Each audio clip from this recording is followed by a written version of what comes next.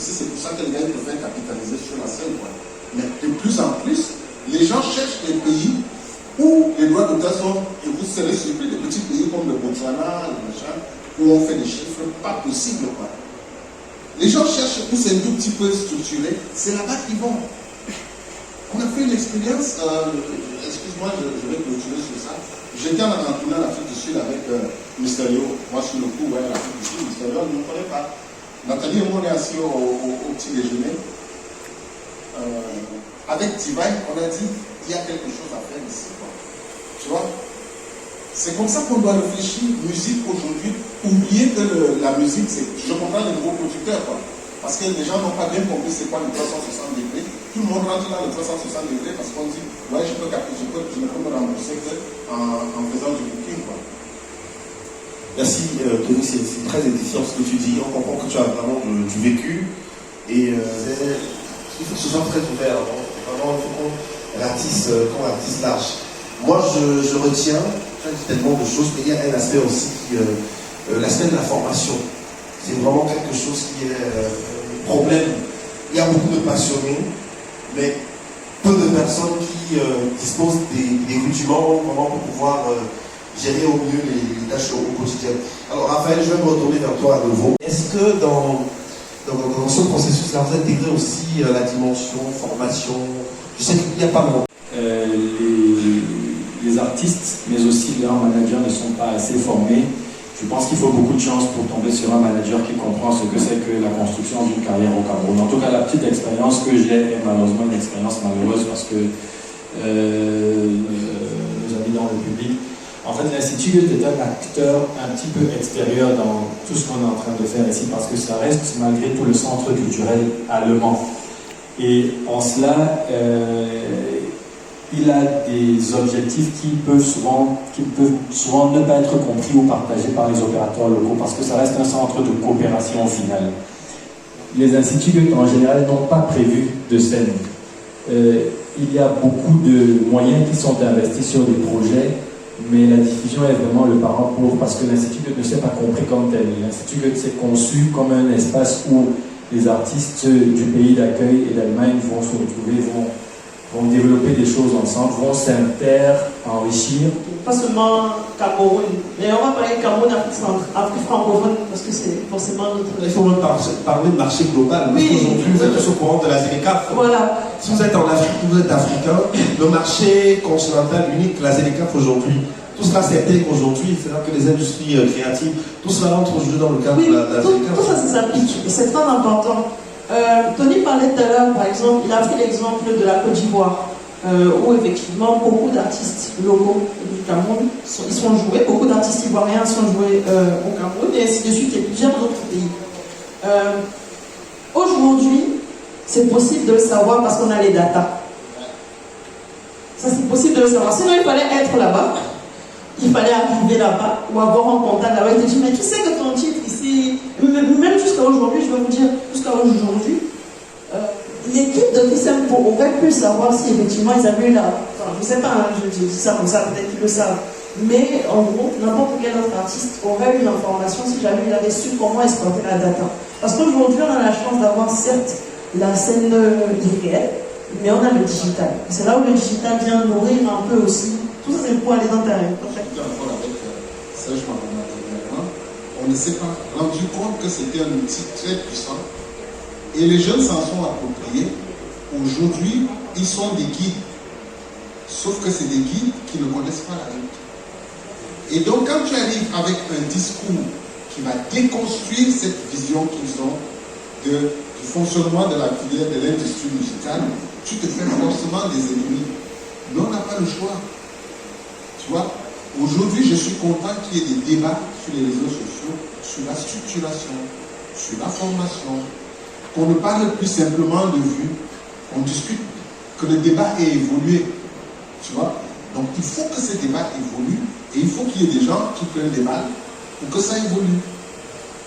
Mais tenez, après l'exploration que les GM, Gonga, tout ça là, les Big Films, etc., on a appris sur le tas. Alors qu'on avait des grands frères qui étaient là avant et qui ont fait quelque chose. Aujourd'hui, il y a des artistes locaux, enfin des artistes camerounais de l'ancienne génération qui tournent, mais qui font des tournées à l'extérieur. Il n'y en a pas de masse au Oh, il y en a quand même. Non, mais excusez-moi, c'est ça notre vrai problème, tu vois. Les jeunes artistes n'ont pas des repères des anciens. Exact. Je te prends un exemple, j'ai fait un parallèle tout à l'heure. Music Business Training, c'est la 2e saison. Et le sujet qui nous interpelle cet après-midi, c'est marché du spectacle en Afrique. Marché du spectacle en Afrique, contraintes, enjeux et perspectives. On a fait tout à l'heure un état des lieux qui en réalité nous a permis de mettre que la musique devait être pratiquée de cette manière. Et aujourd'hui, les choses changent. Est-ce que finalement, ce mouvement-là, c'est-à-dire que ce mouvement-là dans le sens musique, parce que Doma, c'est hier, l'escale Sambo, c'est hier, entre les rencontres musicales de Yaoundé, Massaro et ces événements, il y a plus de 10 ans. Tu vois, donc il y a toute une génération qui arrive, qui n'a jamais eu vraiment contact avec des réflexions sur la structuration, sur la réglementation, sur le financement. Aujourd'hui, toutes ces plateformes, que ce soit le Doma, que ce soit nous, que ce soit mes amis de Music Club, proposent aussi à Douala des moments de réflexion comme ça. On ne va pas faire tout aujourd'hui. Et je dis souvent, je dis aux gamins que ce qui se passe au Nigeria aujourd'hui a été amorcé il y a 25 ans. Il y a des jeunes qui se sont assis, qui se sont dit, mais attends, nous sommes des ressortissants d'un marché de plus de 200 ans. Qu'est-ce qu'on fait à marché là? On va faire une proposition. La réflexion sur leur truc est simple. Ils ont baptisé ça le local. On va faire un truc pour nous avec une esthétique et une exigence internationale. Il faut d'abord que ça plaise à nos gens. Si esthétiquement et techniquement ça plaît aux autres, c'est bon. Résultat des courses au bout de 25 ans, ils y sont. Nous, on pense souvent que les choses vont se faire en 2 ans, 3 ans. Non, moi je pense aujourd'hui que depuis 2 ans, on propose de la formation, qu'on propose ces petits moments d'échange et de partage, que ce soit entre les 2 éditions du salon ou alors pendant le salon.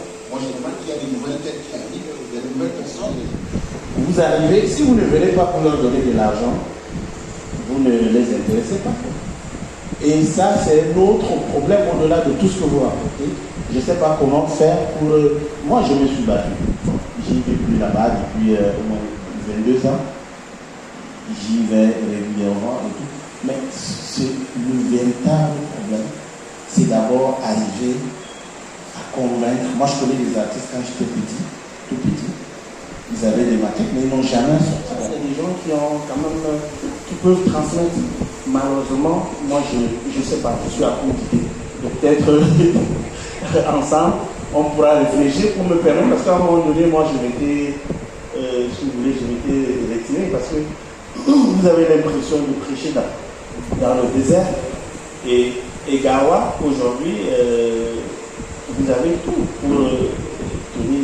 Vous avez tout pour vraiment, vous savez, pour faire en sorte qu'un artiste puisse exploser ou voilà. Idriss Ojo, mais qui n'a pas un single. Hein? Parce que je pense que mais si vous le mettez en studio, il peut vous prendre même tout un argent, quoi. Oui, je pense qu'il y a aussi un environnement qui favorise. Le mec qui n'a pas besoin de venir ici. Non, pas du tout. Il y a la communauté ici qui fait son truc. Il gagne plein de Il n'a même pas, parce que venir ici, il va venir, il est dans son... La philosophie. En fait, les gens ont besoin de modèles. En fait, la musique a quelque chose d'inspirationnel. Parce que tu vois quelqu'un faire, quelqu'un qui est à peu près dans les mêmes, qui te ressemble, c'est très proche. Ça peut être écouté partout. Mais les autres, vous voyez, c'est la même chose. Ce sont des voix qui sont flottantes. Voilà. Et quand il veut faire les vidéogrammes, c'est presque la même chose. C'est des images qu'on ne comprend pas. On ne sait pas comment proposer une forme. Mais en fait, ils se plaisent là-dedans. Et ils sont dans la routine, ils sont dans leur monde. Donc quand vous venez vous introduire là, ça pose un problème. Dans une petite salle d'appel, je m'a demandé, est-ce que tu n'es pas fatigué de raconter la même histoire depuis 20 ans? Je lui ai dit, c'est ça qui justifie mon engagement. Tu vois, les résultats de ce que nous faisons aujourd'hui ne peuvent être que perceptibles d'une certaine façon. Moi, je vois le nombre de jeunes qui m'accompagnent dans ma folie aujourd'hui. Ça veut dire que c'est des combats qu'on a déjà gagnés, quoi. Tu vois, je veux dire qu'on a quand même aujourd'hui une présence sur les plus grands événements africains, que ce soit en Afrique du Sud, ils rencontrent des personnes formidables, beaucoup plus outillées que nous. Ils se font des contacts. C'est une solution. Les passerelles concrètes, c'est-à-dire être présents sur les grands événements, ce sont des solutions que nous proposons. Pour moi, je dis, tout mon discours, il est basé là-dedans, toute mon action, elle est basée là-dedans. C'est qu'on arrive tous à partager un idéal et que cet idéal, on le vend au pouvoir public. Les mecs qui n'ont rien à foutre de nous, quoi. Mais si c'est que tu vas te bagarrer avec un gars qui veut faire la photo avec les ministres, lui, dès que vous entrez au cabinet, il a gagné. Voilà.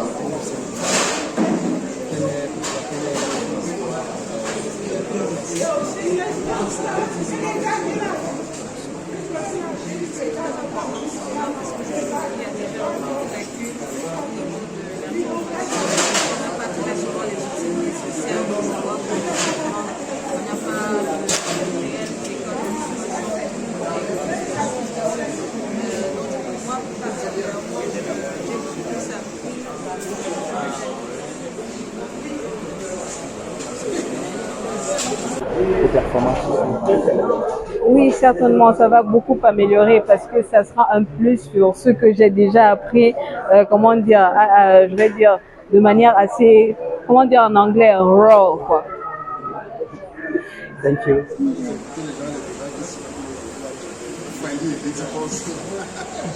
Non, je pense qu'il faut qu'on a un super potentiel créatif, tu vois, au Cameroun, que malheureusement on ne capitalise pas suffisamment, parce qu'on n'a pas tous les outils, parce que tous les acteurs n'ont pas tous les outils.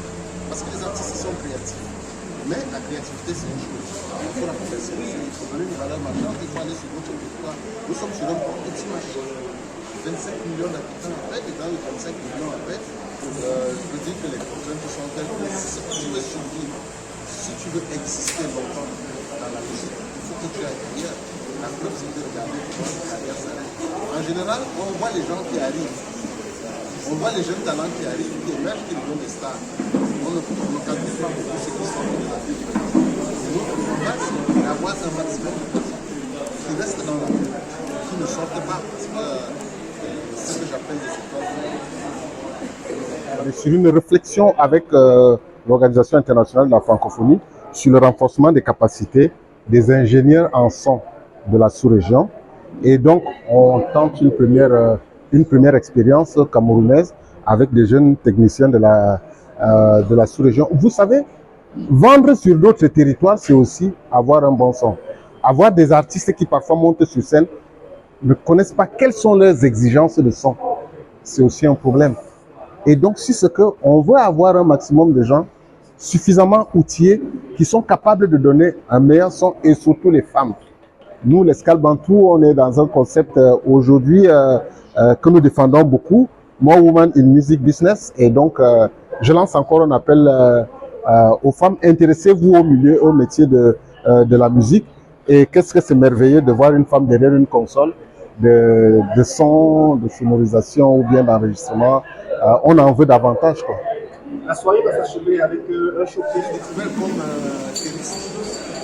L'époque est répétée au chez Ben. Quand j'ai vu comment elle a beaucoup progressé, j'ai vu comment son projet se met en place. Une merveilleuse chanteuse, très exigeante.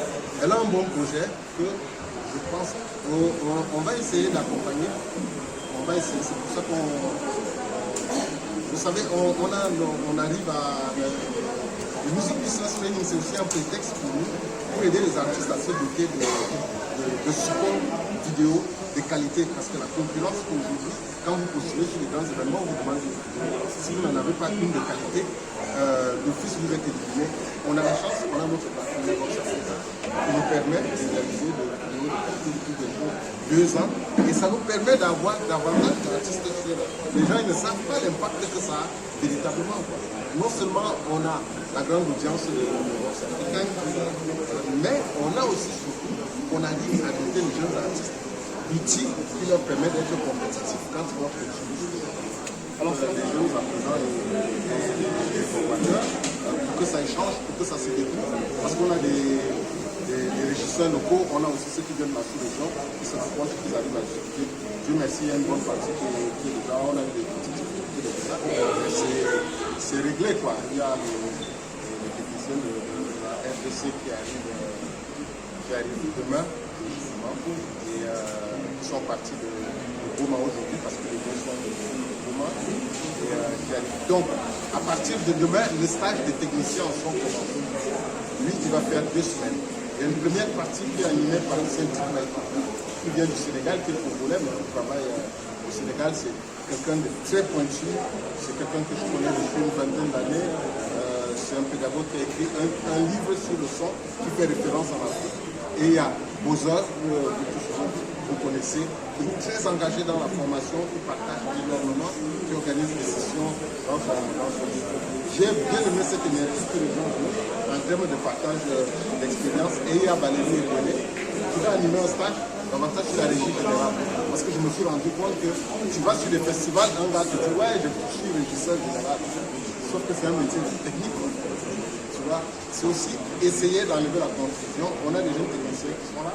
On va leur apprendre c'est quoi être régisseur général. Parce qu'à défaut d'être derrière une conscience, tu peux être utile à un événement en assurant la régie générale, qui est un travail clé. Il fait souvent que les artistes arrivent, personne ne sait s'il a une fiche technique, s'il a donné une fiche technique, à qui il a donné la fiche technique, quelles sont ses exigences en fond. Donc voilà un peu ce qui va se passer sur les 2 semaines.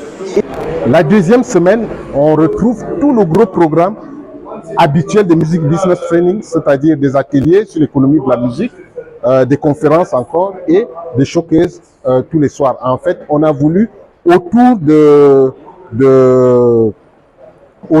la formation des régisseurs, qui devait être la seule activité du mois de novembre, on s'est dit on va clôturer notre saison en faisant quelque chose de gros. C'est carrément un mini salon de l'escale Bantou à l'échelle nationale. Et c'est une expérience que je pense qu'on va renouveler. Parce que après ça, nous on va sur Visa for Music. Parce qu'on est obligé d'être sur les grandes plateformes aujourd'hui pour pouvoir promouvoir nos artistes, quoi.